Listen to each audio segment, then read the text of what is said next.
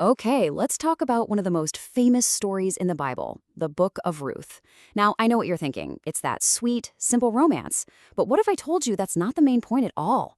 Today, we're going to peel back the layers, and I think you'll be amazed by the deeper, more profound story that's been hiding there in plain sight. Seriously, when you think of Ruth, what's the first thing that comes to mind? For almost all of us, it's this beautiful love story, right? A tale of loyalty and devotion. And while all of that is true, it's really just the surface. The real story, the one we're diving into, is something else entirely.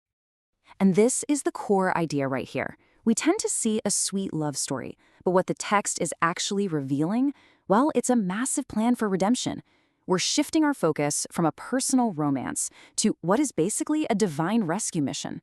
Let's see how it all unfolds. All right, so in this first part, we're going to unpack the book's real purpose. You're about to see the incredible theological weight it carries and why it goes so far beyond a simple love story. You see, the story isn't just about two people falling in love. I mean, look at what's packed in here. It's a story of redemption. It's about restoring a lost identity. It shows God's providence quietly working behind the scenes. It gives us a beautiful picture of a redeemer. And maybe most powerfully, it's this incredible example of how outsiders get welcomed right into the center of God's family. So how do we see all this stuff? Well, to really get it, you have to decode the details. In this story, absolutely nothing is accidental. Everything from the setting to the characters' names is completely intentional. And that's exactly where we're going next.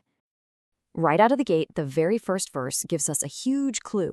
It sets the stage in the days when the judges ruled. Now, this isn't just a casual timestamp, trust me. It is a critical piece of the puzzle. We might just skim past that line and think, okay, historical context, got it. But what was that era actually like?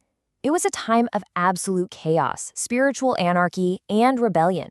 The Bible's own summary of the period is everyone did what was right in their own eyes. So by setting this incredible story of faithfulness and love against such a dark, chaotic backdrop, the author is basically shining a huge spotlight on God, working quietly when everything else seems to be falling apart. And the next layer of meaning? Oh, it's hidden in the names themselves. This is so cool. The story kicks off with a man named Elimelech, which means my God is king, and his wife is Naomi, which means pleasant.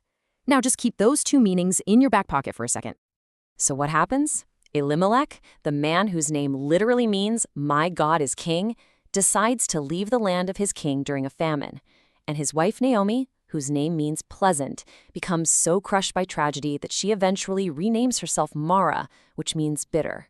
You see, what looks like just a sad migration story is actually a powerful lesson about what happens when you step out from under God's covering. Okay, now let's bring in our main character, Ruth.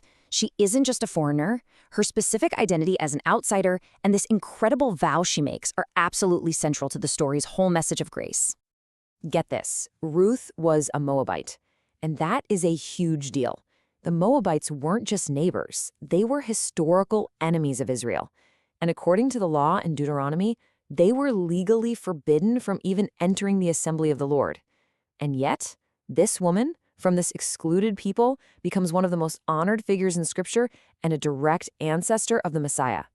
It's just wild.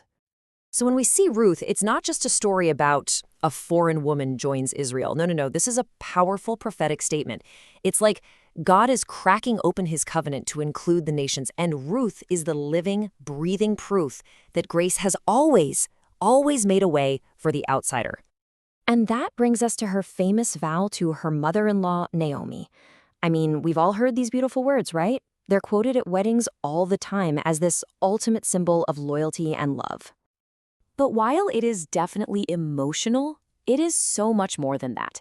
In the original context, the specific language Ruth uses, this pledge of total devotion, changing her entire identity, it actually mirrors the formal language used in ancient legal and covenant-making ceremonies.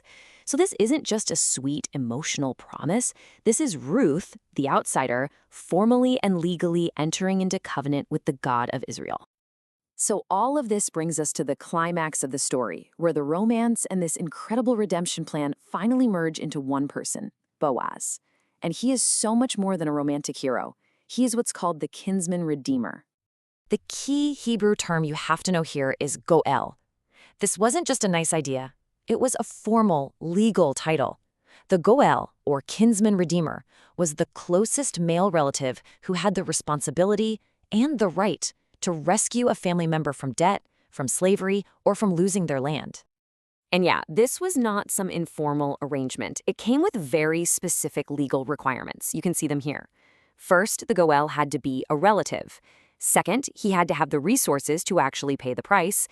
And crucially, he had to be willing to do it.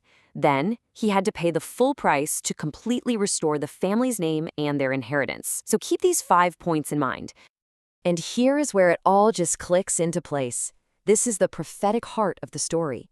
You have Boaz, who acts as a type or a foreshadowing. He fulfills every single requirement for Ruth. He's a relative, he has the wealth, he's willing, he pays the price, and he restores the family line.